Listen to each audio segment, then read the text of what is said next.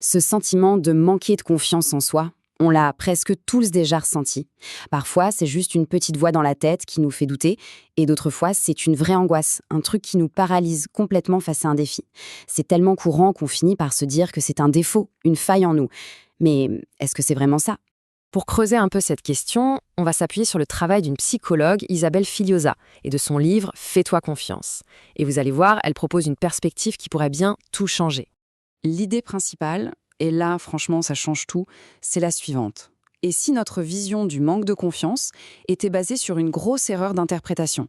Si ce n'était pas du tout une faiblesse qu'il faut corriger, mais plutôt un signal qu'il faut apprendre à écouter. C'est de là qu'on va partir. Alors, allons-y. Pour commencer, il faut absolument déconstruire l'image qu'on se fait de la confiance.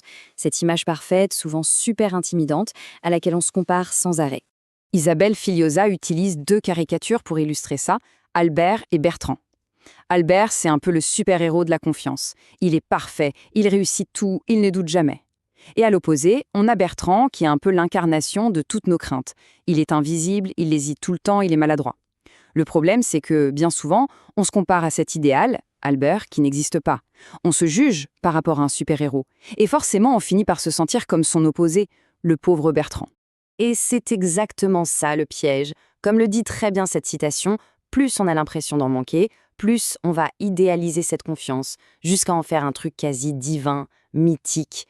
Et cette idéalisation, eh bien, elle transforme la confiance en une montagne impossible à gravir, ce qui renforce encore plus notre sentiment d'être tout petit, tout en bas. Bon, maintenant, changeons un peu d'angle. Qu'est-ce qui se passe vraiment dans notre corps quand on ressent ce fameux manque de confiance? Parce que ce n'est pas juste une idée, quelque chose qui se passe dans la tête. Le cœur qui s'emballe, les mains qui deviennent moites, l'estomac noué, on a tendance à vite coller une étiquette là-dessus. Anxiété, peur. Mais en fait, la psychologie nous dit que ce sont tout simplement les réactions physiologiques du stress. Autrement dit, c'est juste le corps qui passe en mode action pour se préparer à affronter une situation. Et là, attention, c'est le point le plus important, le vrai retournement de situation. Ces sensations, ce n'est pas un bug du système. Au contraire, c'est notre corps qui mobilise toute son énergie pour la tâche qu'on doit accomplir. C'est le moteur qui démarre, pas un signal de faiblesse.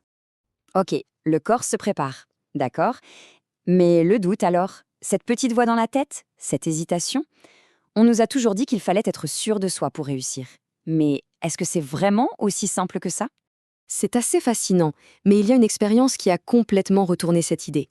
Une étude, menée à la Cité des Sciences, a montré que les gens qui doutaient de leur capacité à finir un labyrinthe étaient en fait beaucoup plus attentifs. Résultat, ils ont appris bien plus vite. Leur doute les a rendus plus intelligents, plus prudents, alors que l'excès de confiance menait droit à l'échec. Le doute n'est pas l'ennemi en fait, c'est un super outil d'apprentissage.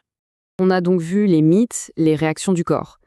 Mais comment ça se fait que ces sentiments restent, qu'ils s'accrochent même quand ils nous font souffrir? C'est là que les pièges psychologiques entrent en jeu. Eric Berne, qui est le fondateur de l'analyse transactionnelle, a décrit un jeu psychologique qu'il a appelé la jambe de bois.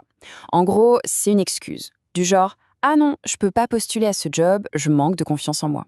C'est une justification super pratique qui nous évite de prendre des risques, de sortir de notre zone de confort et, au final, de faire face à nos peurs les plus profondes.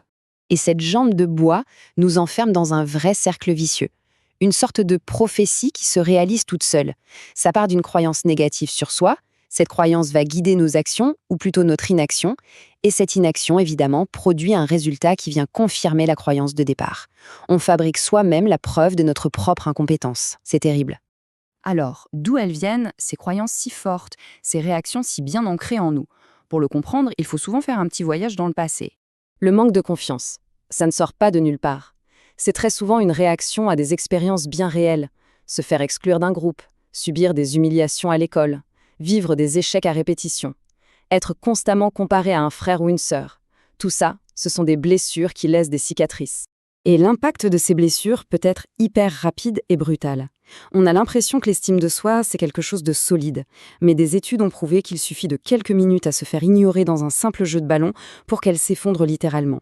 Ça montre à quel point notre sentiment de valeur est fragile et connecté à notre besoin d'appartenir à un groupe. Et ça va encore plus loin. Notre confiance, c'est aussi une histoire de comparaison sociale et c'est un processus souvent immédiat et totalement inconscient. Dans cette fameuse expérience qu'on a surnommée Monsieur propre contre Monsieur sale, la simple présence d'une personne perçue comme supérieure a fait chuter l'estime de soi des participants.